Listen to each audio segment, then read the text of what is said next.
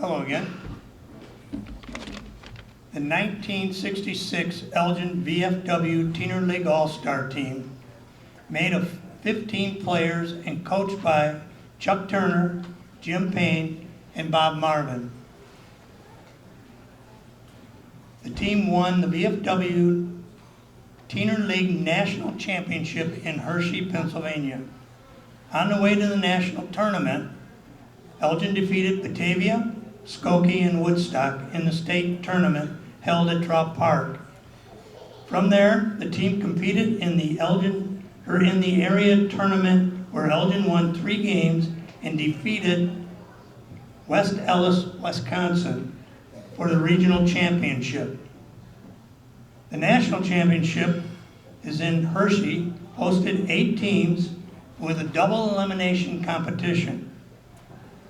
First, Elgin defeated the Del City, Oklahoma team 8-4 to advance to the semifinals. In that round, Elgin defeated the team from Pierre, South Dakota 3-0 to advance to the double elimination championship.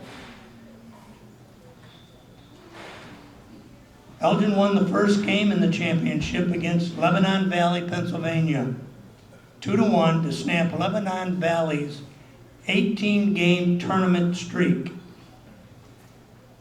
After losing to Lebanon in the second game, Elgin defeated Lebanon 3-2 to win the national title.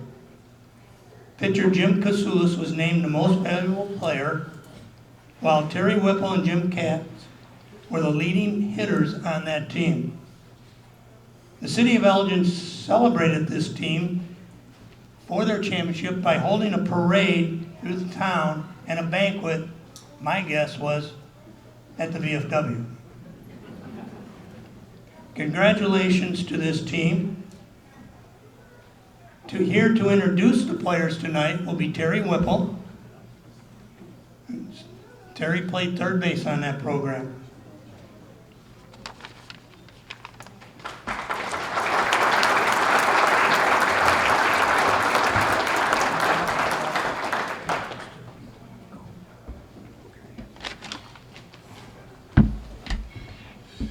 Hello.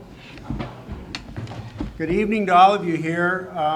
Today's actually my 73rd birthday, and I would like to thank you all for coming out to my party tonight, but I can't find the gift table. Good evening to all of you here on YouTube.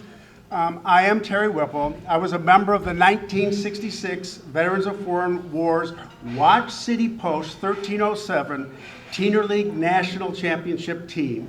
And it's my privilege and honored task to introduce you to this team.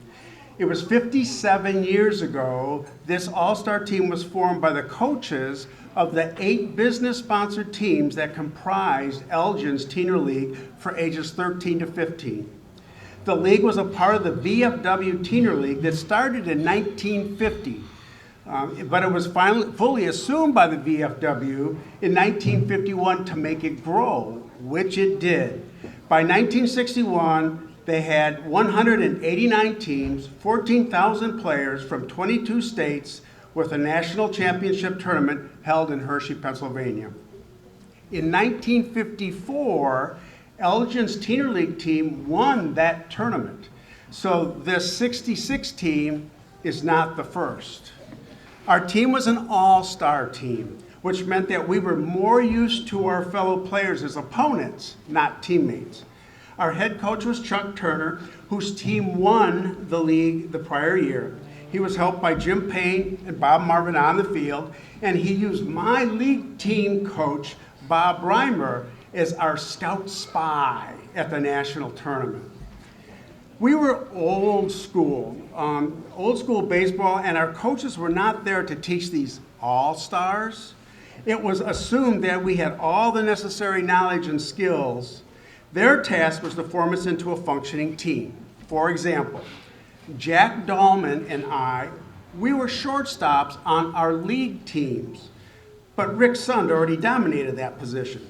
So Jack played second, and I played third for the first time in my life. So the team was formed, we practiced, and we got lucky.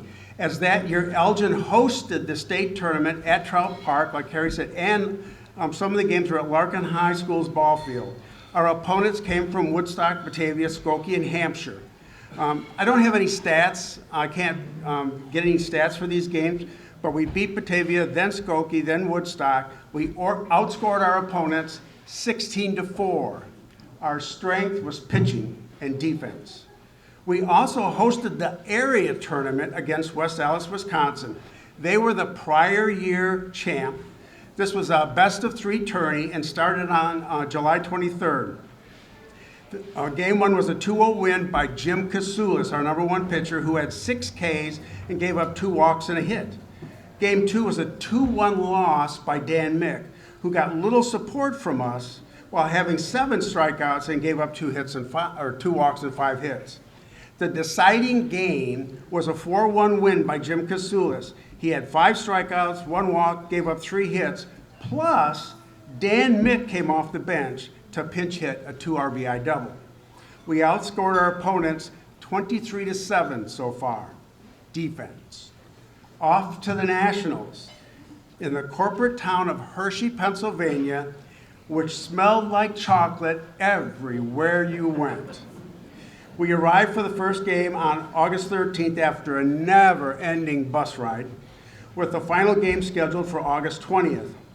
We stayed in this dormitory-type building with bunk beds, but right outside an amusement park with a real live roller coaster. Our opponents were from King Mountain, North Carolina, River Rouge, Michigan, Pierre, South Dakota, Bellefonte, Pennsylvania, Pittman, New Jersey, and Del City, Oklahoma, and Lebanon Valley, Pennsylvania, which was the prior year champs from the local area with an 18 tournament game win streak by the time that we played them. Game 1 versus Del City was an 8-4 win. Game 2 versus Pierre, 3-0 win. We played Lebanon Valley on Game 3 with their hometown fan advantage. It was a 3-2 win. Jim Kasules pitched for us with 5 strikeouts, giving up only 3 walks and only 3 hits. Due to having no losses in this double elimination tournament, we had an off day and a tour of the Hershey chocolate plant. I lost my taste for chocolate for a while after that. Game 4 versus Lebanon Valley was for the championship, and our opponent was known for using the bunt. But Jim Kasules pitched, and it is just as hard to bunt his left-handed pitches as it is to hit them, and we won 3-2. Jim had 7 strikeouts, allowing only 3 walks and 5 hits. National champs. We outscored our opponents 39-14. Let me briefly introduce the players to you. And guys, when you hear your name, please come forward for a recognition in the pictures. Good old school teams were always strong up the middle. And so were we. So I will start there. Catcher, Mike LaVault. Strong fundamentals, strong arm, good receiver, timely hitter, and a leader. Shortstop, Rick Sun, whom some of you might know here at the Hall of Fame. Great athlete, great competitor, who just did everything well. Shortstop, or second base, Jack Dahlman. Great fielder, knew the game, how to play, hard to strike out. Center field, Dave Hachtel, one of our tallest and fastest players. Covered center easily with a strong arm and as a power hitter. Stats are hard to find, but I know he had a couple of home runs. Let me leave pitching to the end. First base, we have several dimensions. Jim Kasules was a great fielder and helped all of us infielders by scooping up our errant throws. Plus, he had very timely hitting. Jim Kasules, whose bat was so good that when he would play first when not pitching, there's no rest for the talented. And Dennis Manick, who sadly has passed away some time ago. He was another great athlete with great strength, played a big role as pinch hitter and could catch. Third base, this was me, and I was lucky. Our pitchers threw hard on the outside corner so the hitters couldn't pull the ball, thanks to my pitching friends. Elmer Schick played another pivotal role for this team. He is the kind of player that every quality team needs. Today they would say positional versatility. Elmer was expected to play any position with no loss of effectiveness, pinch hit, pinch run with no loss of skill performance. Hail to positional versatility. Here I want to apologize, as I have no information on our teammate Billy Bryan and no recollection of where he played. I'm sorry, Billy.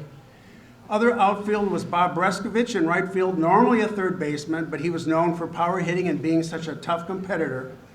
Left field saw Mike Steriker, who I remember most as a very strong pitcher, but was in the lineup due to his power hitting and great arm.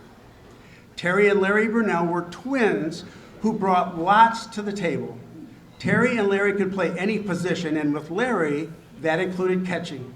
Terry and Mike Steriker were our number 3 and 4 pitchers and our relievers, but as I learned from playing against them, they could hurt you offensively as well as defensively. Dan Mick was our number 2 pitcher and brought high heat with good control, and a breaking pitch he could routinely get over the plate. Great hitter as well. Jim Kasules was our number 1 pitcher, a lefty whose fading fastball always seemed to catch the corner, and his breaking pitch was also well controlled. He was infuriating to bat against. And if you got to first base, his left-handed delivery would pick you off. He was also a very good first baseman and one of our best hitters. He was awarded the championship's Outstanding Player Award, but we already knew that as we carried him off the field after our final game win. We received many honors from all of the Elgin Little Leagues, which supplied all of us players to the Teener League. The area and Chicago Press, WGN TV and radio, the White Sox, which included free game tickets, and the City of Elgin and Mayor Shales, who received us with a prepared meal, a police car and fire truck escort into town with lights flashing and sirens wailing. But the truth is that the people who should have been celebrated on that bus should have been all those parents, volunteers, city staff who made it happen. They gave us a field, maintained it, manned concession stands, fundraisers, acted in coaching positions, hit us ground balls in the backyard, supplied transportation, and supplied time, energy, and resources, just like the man you met as the Vic Massey Award winner. People worked very hard so that we could go and play. This team is ever grateful. Thanks to the Elgin Sports Hall of Fame for this honor. All you are doing for Elgin, Elgin sports, and Elgin's athletes. Thank you.